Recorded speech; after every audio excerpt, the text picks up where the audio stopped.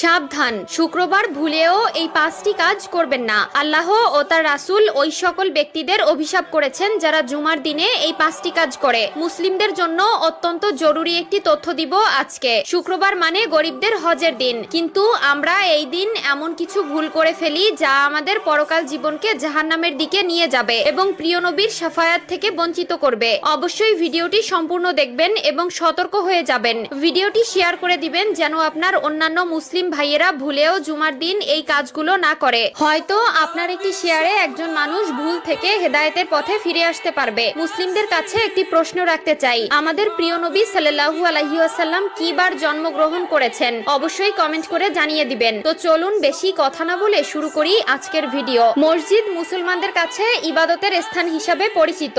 এরপরও আমরা মসজিদে এমন কিছু কাজ করে থাকি যা মসজিদের পবিত্রতা নষ্ট করে। তাই মসজিদের পবিত্রতা